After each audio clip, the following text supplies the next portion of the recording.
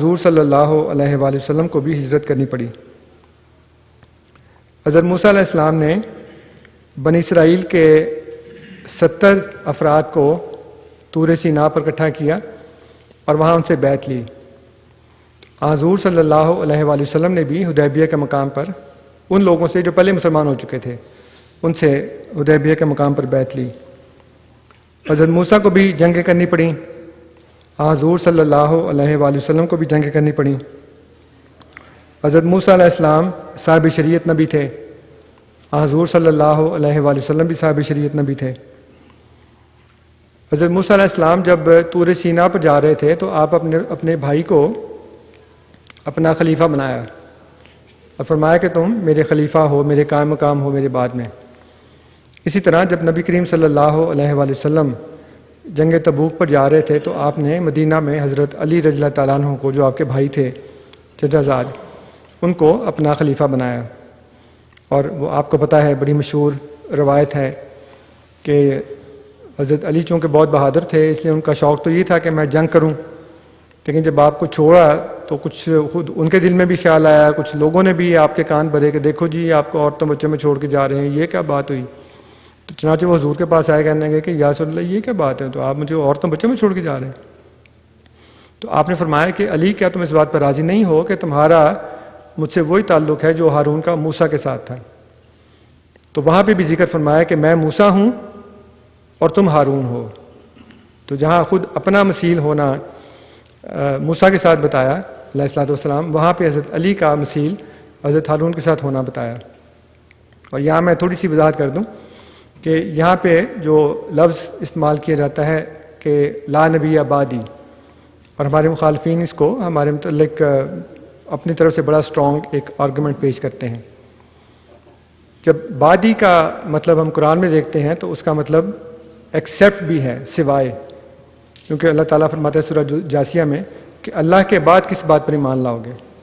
تو اللہ کا تو کوئی بات نہیں ہے، وہ تو ہمیشہ سے ہے اور ہمیشہ ہی رہے گا، لیکن اس کا مطلب ہے کہ اللہ کے سوا کس پر ہوتا ہے نا بعض اوقات کہ ایک آدمی ہے، وہ اس کی اولاد اگر نالائق ہو یا اس کی بات نہ مانتی ہو اور وہ زندگی میں تو اس کو وہ کھلاتا پلاتا رہے، تو پھر وہ جب مرنے لگتا ہے کہتا ہے میرے بعد کیا ہوگا تمہارا؟ اس کا تو بعد آ رہا ہے لیکن اللہ کا تو بعد نہیں آ سکتا۔ جب حضور صلی اللہ علیہ وآلہ وسلم نے یہ تمثیل بیان فرمائی کہ میری مثال موسیٰ کی ہے، تمہاری مثال ہارون کی ہے، تو اس میں پہلی بات یہ ہے کہ حضرت ہارون اور حضرت موسیٰ علیہ السلام دونوں بھائی، دونوں نبی، دونوں ایک ہی جگہ پہ، یہ تینوں چیزیں ہیں۔ اب تینوں کو خیال رکھیں ذہن میں، دونوں بھائی ہیں، دونوں نبی ہیں، اور دونوں ایک ہی جگہ پہ ہیں، ایک ہی وقت پہ ہیں۔ لیکن اب ادھر آ جائیں، حضرت علی اور نبی کریم صلی اللہ علیہ وسلم کی جو جوڑی ہے اس میں دونوں بھائی ہیں، دونوں ایک ہی وقت میں ہیں، دونوں ایک ہی جگہ پہ ہیں، لیکن دونوں نبی نہیں ہیں۔ تو 4 مشابہتوں میں سے 3 تو ملتی ہیں، چوتھی نہیں ملتی۔ جو نہیں ملتی اس کا متعلق یہ کہا کہ اس وقت میرے سوائے کوئی نبی نہیں ہے۔ اس وقت تو ہارون اور موسیٰ دونوں بھائی تھے، دونوں ایک ہی جگہ پہ تھے، دونوں ایک ہی وقت میں تھے، دونوں نبی تھے۔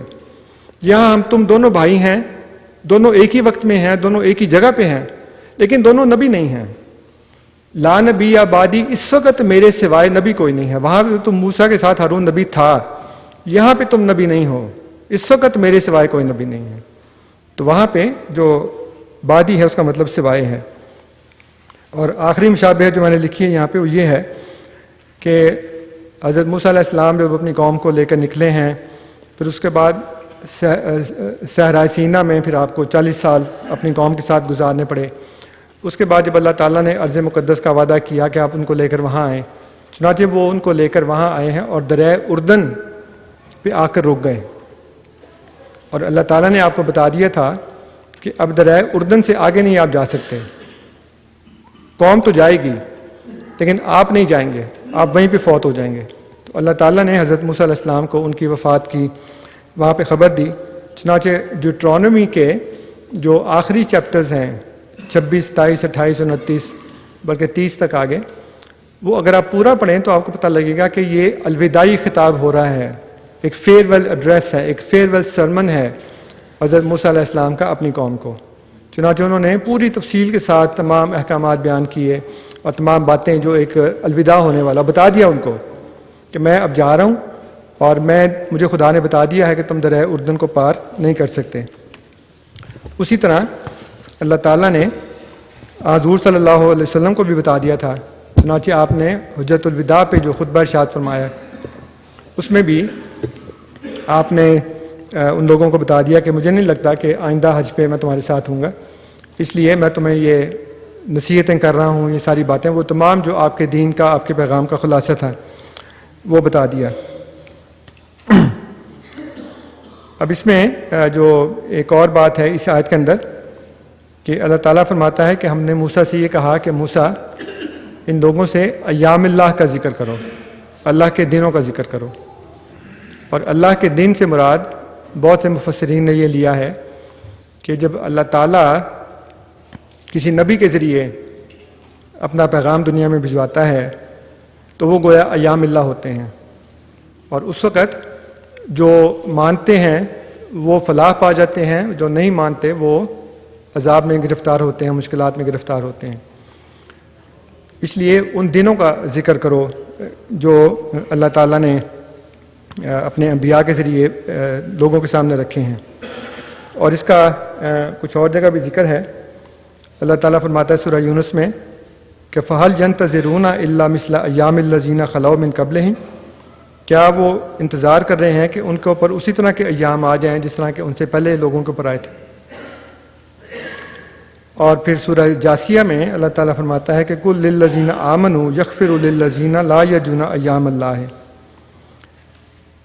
جو ایمان والے ہیں ان سے کہو کہ جو ایام اللہ کا انکار کرتے ہیں یا اس کی امید نہیں رکھتے، اس کی توقع نہیں رکھتے، ان سے ذرا مغفرت کا سلوک کیا کریں، ان کو معاف کر دیں. بدتمیزیاں کریں گے، بد زبانیاں کریں گے، وہ آپ کو گالیاں بھی دیں گے، وہ آپ کو تکلیفیں بھی پہنچائیں گے، لیکن ان کو معاف کرتے رہو.